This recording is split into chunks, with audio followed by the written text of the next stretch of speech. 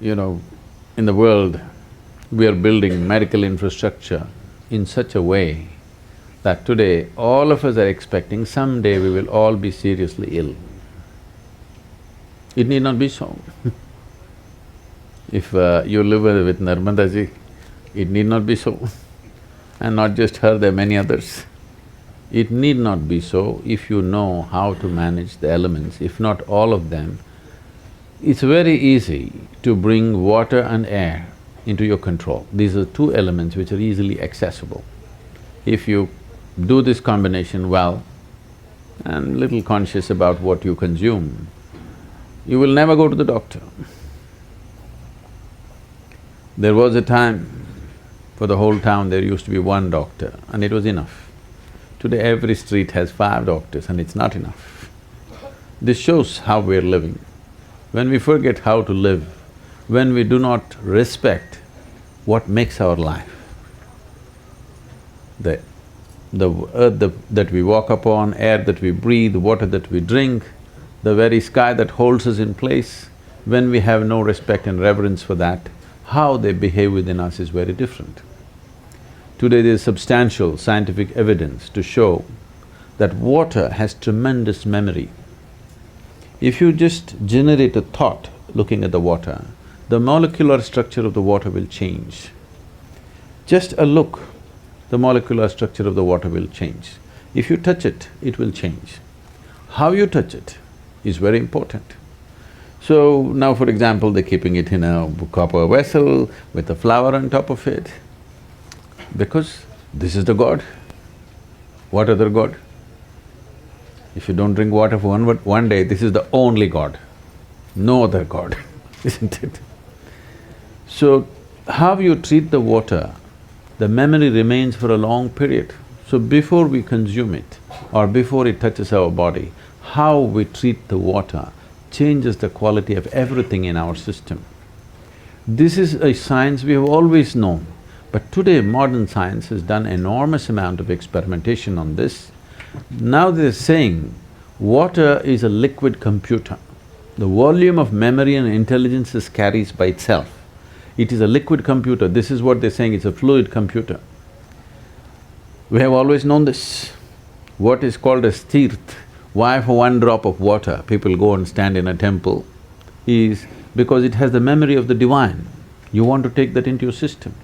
If the deity is powerful and the water has touched the deity, it has the memory of the divine, you want that to enter your system.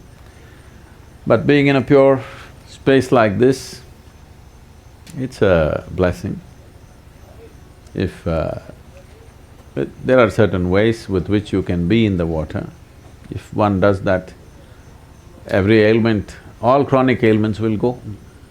There are infectious diseases and chronic ailments. Infectious diseases are an invasion from outside.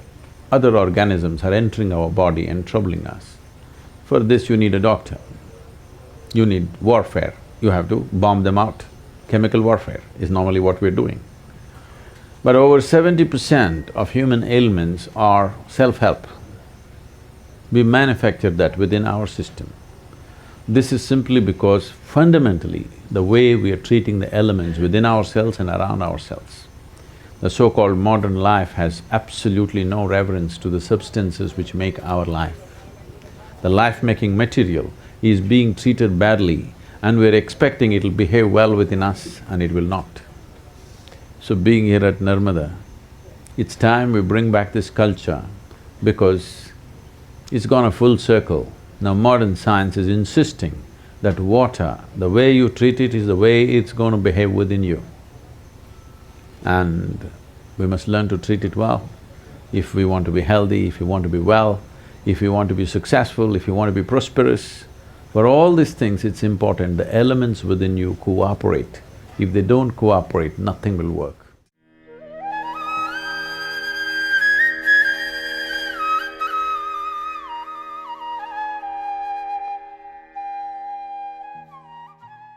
One simple thing you could do is how you treat the water, at least the water that you consume.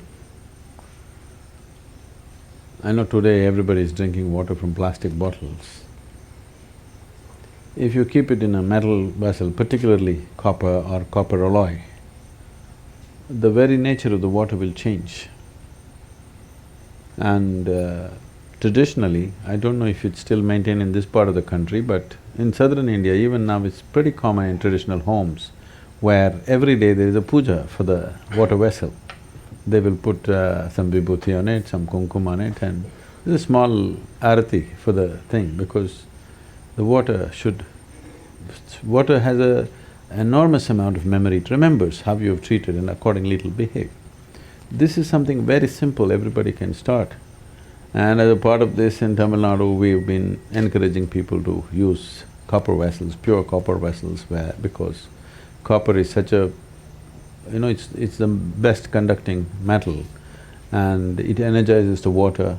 Energizing, if you check the if you check the chemical composition, it'll not change. That is the beauty of it.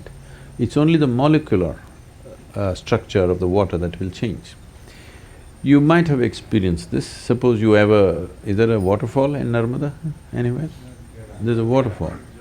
If the water is falling like, let's say, over 20-25 feet, and just after the waterfall, if you just touch the water, you will find water is silky for touch. Have you noticed this? Because water implodes within itself and the molecular structure changes. The way it feels is different. Today, they have created what is called as water imploding machines. You can implode the water with a machine, it just churns it in a certain way and implodes it.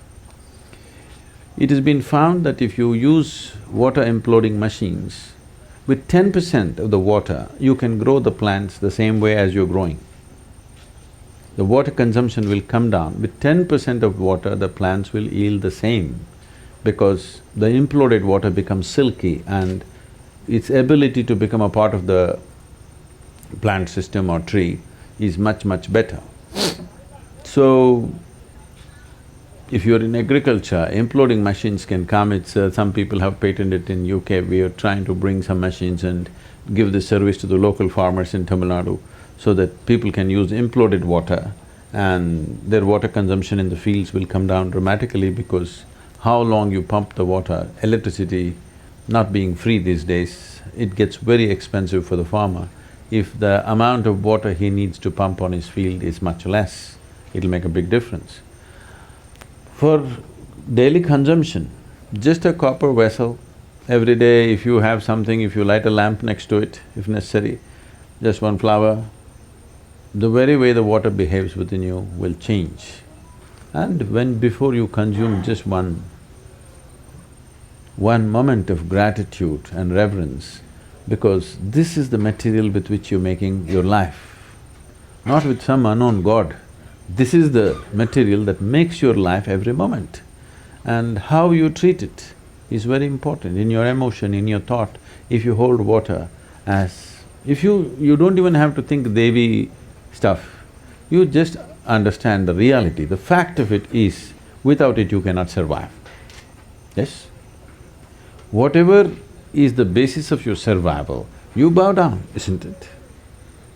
So the water, the food, just bringing that reverence, you will see the volume that you consume will also come down and the way it behaves within you will come down.